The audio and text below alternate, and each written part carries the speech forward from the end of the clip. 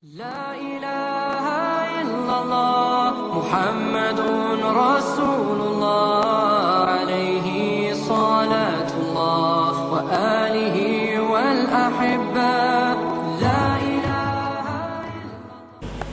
Maka saya sampaikan hadis tadi, apa itu? Hadis tentang bagaimana ketika sahabat ja'a rajulun ilan nabi sallallahu alaihi wasallam, datang seorang pemuda mendatangi Rasul dan beliau meminta nasihat. Ya Rasulullah, kulli fil Islam, katakan kepadaku fil Islam, di dalam Islam ini kaulan, satu nasihat, wasiat, pesan-pesan hidup, saran masukan, la as'alu anhu ahadan ghairaka, yang ketika engkau telah memberikan kepadaku itu cukup buat bekal dunia dan akhiratku. Ya. Ini sahabat minta wasiat agung, wasiat pamungkas, dan para ulama mengatakan, ya inilah wasiat yang paling agung. Ya. Apa wasiatnya? Qala, Rasul menjawab, kul, ucapkanlah amantu billah, aku beriman kepada Allah. Ya, ini kalimat pokok, kalimat yang kita sama-sama yakini kebenarannya. Tuhan kita adalah Allah. Kalimat yang membuat hidup kita terikat dengan aturan syariat.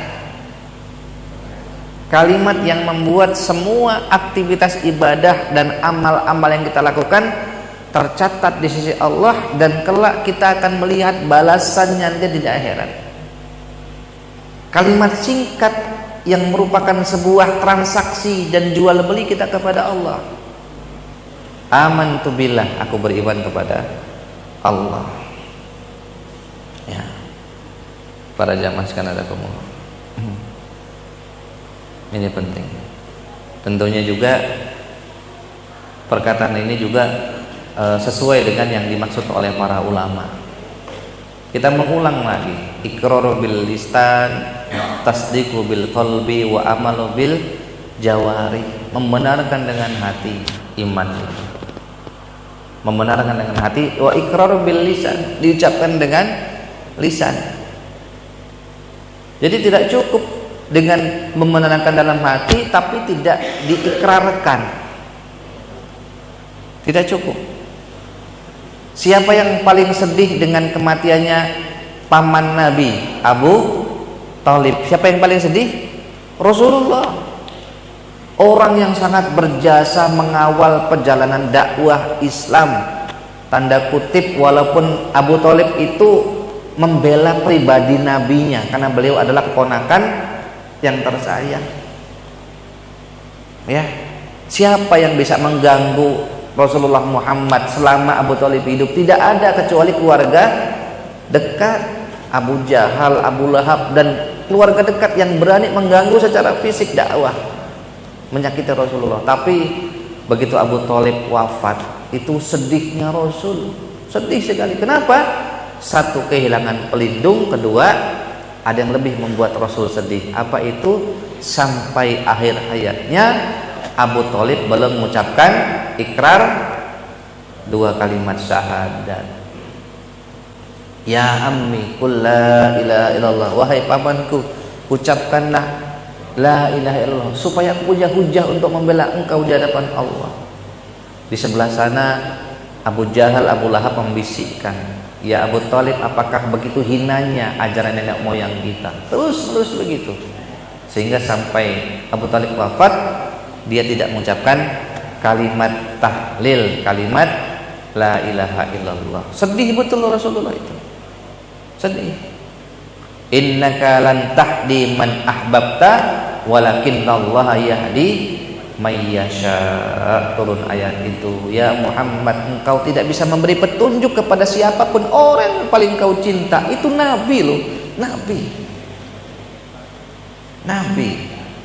tidak bisa memberikan petunjuk hatta kepada paman beliau yang selalu membela dakwah beliau. Bayangkan Pak, pembelaan seorang Abu Thalib ketika semua gangguan itu, Abu Thalib akan maju di depan.